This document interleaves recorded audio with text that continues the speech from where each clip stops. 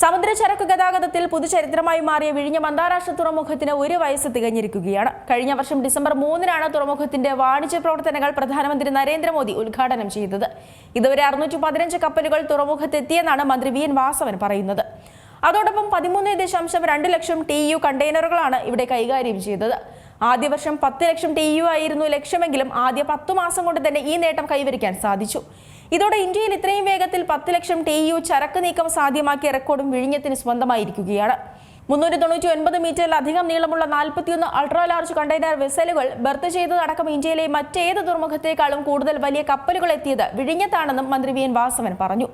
300 മീറ്ററിൽ കൂടുതൽ നീളമുള്ള 154 കപ്പലുകളും 16 മീറ്ററിലധികം ഡ്രാഫ്റ്റുള്ള 45 കപ്പലുകളും ഇതിൽ ഉൾപ്പെടുന്നുണ്ട്. 17.1 മീറ്റർ ഡ്രാഫ്റ്റുള്ള MSC വെറോഡയുടെ വരവോടെ ദക്ഷിണേന്ത്യയിലെ ഏറ്റവും ആഴമുള്ള കപ്പലെത്തി തുറമുഖമെന്ന റെക്കോർഡും വിഴിഞ്ഞം സ്വന്തമാക്കി. ലോകത്തിലെ ഏറ്റവും വലിയ കണ്ടെയ്നർ കപ്പലായ MSC ഐറേനയെ വരവേറ്റതും MSC പലോമയിൽ ഒരൊറ്റ തവണ 10,576 TEU കൈകാര്യം ചെയ്തതും വിഴിഞ്ഞത്തിന്റെ സുപ്രധാന നേട്ടങ്ങളാണ്. പ്രവർത്തന മികവിന്റെ കാര്യത്തിലും ഇന്ന് വിഴിഞ്ഞം മുന്നിലാണ്.